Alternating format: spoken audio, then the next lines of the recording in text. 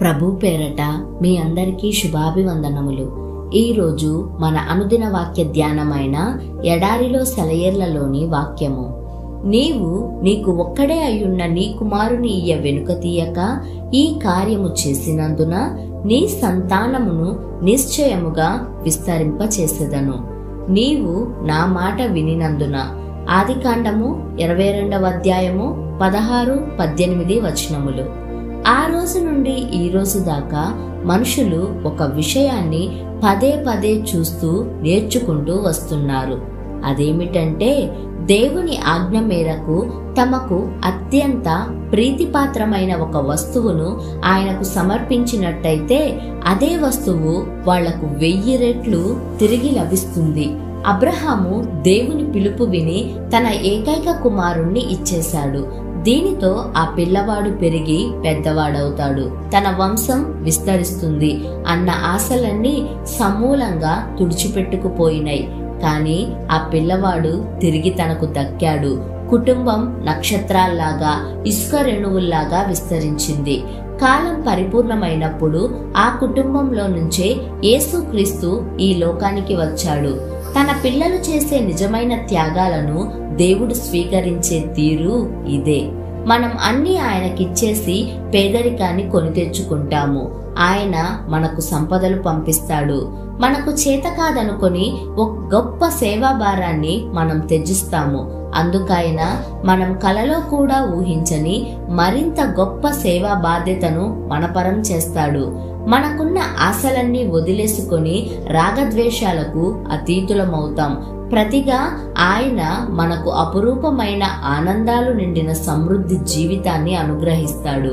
అవన్నీ కాక మన కిరీటంగా క్రీస్తు మనతో ఎప్పుడూ ఉన్నాడు.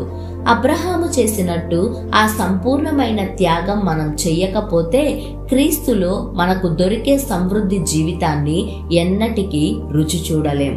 క్రీస్తు జీవిత చరిత్రకు ఇహలోక పరంగా మూలపురుషుడైన అబ్రహాము దీన్నంతటిని తన ఒక్కగానొక్క కుమారుణ్ణి వదులుకోవడం ద్వారా ప్రారంభించాడు. పరలోకపు తండ్రి కూడా ఇదే విధంగా తనకున్న ఏకైక కుమారుణ్ణి త్యాగం చేశాడు కదా. ఈ విధంగా కాక మరే విధంగానూ మనం ఆ కుటుంబానికి వారసులం కాలేం. మనకు అతి ప్రియమైన దాన్ని అవసరమైతే దేవునికి ఇచ్చివేయడం ద్వారానే తప్ప ఆ కుటుంబంలో సభ్యులుగా మనకు అన్ని సౌకర్యాలు, హక్కులు సమకూరవు. దేవుడు మన నుండి ఏదన్నా అడిగాడంటే సాధారణంగా అది మనకు చాలా బాధాకరంగా ఉండేదై ఉంటుంది. అయితే తిరిగి మనలో జీవం నిండాలంటే, పరలోకానికి ఆరోహణమయ్యే కొండకు చేరాలంటే మనం తప్పనిసరిగా గెచ్చమనే తోట, సిలువ సమాధి మార్గాల్లో గుండా ప్రయాణించాల్సి ఉంది. ఓ మానవ హృదయమా, అబ్రహాము అనుభవము ఆయనకొక్కడికే పరిమితం అనుకోకు. అలా మరెన్నడూ ఎక్కడా జరగదని అనుకోకు. ఎంత కష్టమైనా, నిష్ఠూరమైనా దేవునికి లోబడడానికి సిద్ధపడిన ఆత్మలన్నింటితో ఆయన వ్యవహరించే పద్ధతికి ఇది ఒక మచ్చుతునక మాత్రమే. నువ్వు ఓపికతో సహించి కనిపెట్టిన తరువాత వాగ్దాన ఫలం నీకు దక్కుతుంది.